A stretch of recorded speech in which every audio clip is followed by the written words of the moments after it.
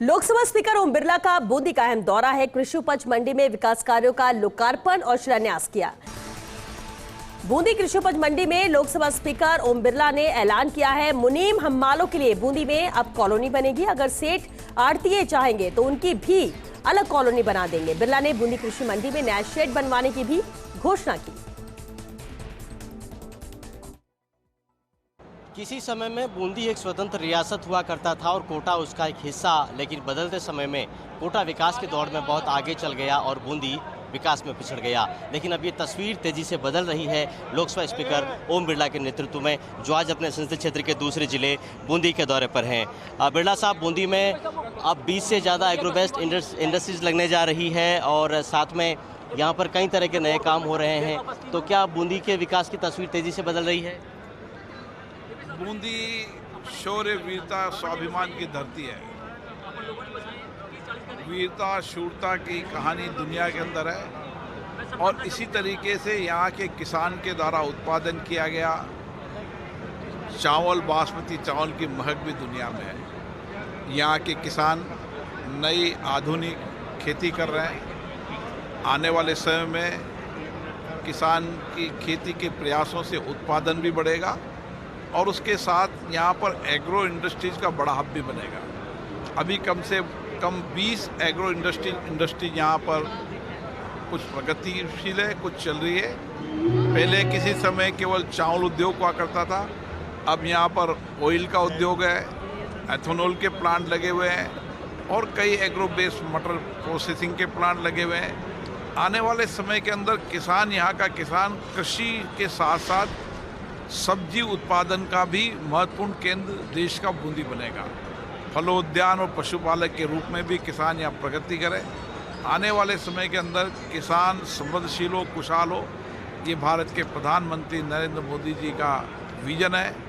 राजस्थान के मुख्यमंत्री भजन लाल जी भी किसान खेती के लिए प्रयास कर रहे हैं। देश के अंदर, प्रदेश के अंदर जहाँ प्रधानमंत्री सिंचाई योजना के माध्यम से हर खेत तक पानी पहुंचाने और हर गल तक नाली पहुंचाने का प्रयास कर रहे हैं। राजस्थान के मुख्यमंत्री भी इसी तरीके से हर खेत तक पानी पहुंचे, इसके लिए एक विजनरी रूप से वो काम कर रहे हैं। तो क्या बिरला साहब, बूंदी नई तकनीकी खेती का अगुआ जिला बनेगा राजस्थान में?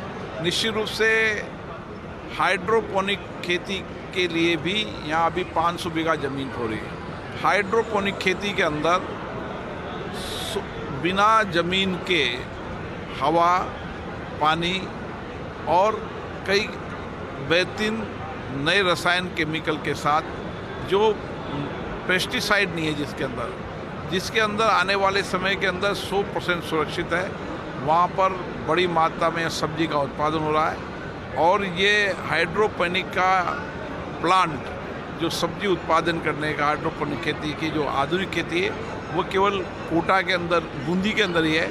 मुझे लगता है कि आने वाले समय देश के अंदर इस दिशा की ओर भी काम होगा। बिरला साहब, आज आप बूंदी हैं और आज ये एक अच्छी खबर मिली है कि एक बाघिन को ट्रैंकुलाइज करके रणथंभौर से रामगढ़ में लाया जा रहा है। रामगढ़ कभी रणथंभौर बनेगा, ये सपना पूरा होगा? निश्चित रूप से रामगढ़ और मुकंदरा दोनों नेशनल पार्क आने वाले समय के अंदर देश के प्रमुख अभयारण्य केंद्र बने। रामगढ़ के अंदर भी हम देखें तो यहाँ की प्राकृतिक सुंदरता अद्भुत है और जंगली जानवर को, बाघिन को या बाघ को या टाइगर को या अगली जानवरों को लिए ये क्षेत्र बहुत सुरक्षित क्षेत्र है।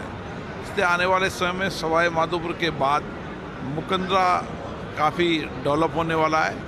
रामगढ़ भी बहुत डेवलप होने वाला है। रामगढ़ के अंदर भी प्राकृतिक सुंदरता आप देखो तो अपने आप अद्भुत है और इसलिए मुझे लगता है कि रामगढ़ के अंदर भी वन्य जीव अभयारण्य के लिए सबसे सुरक्षित स्थान है।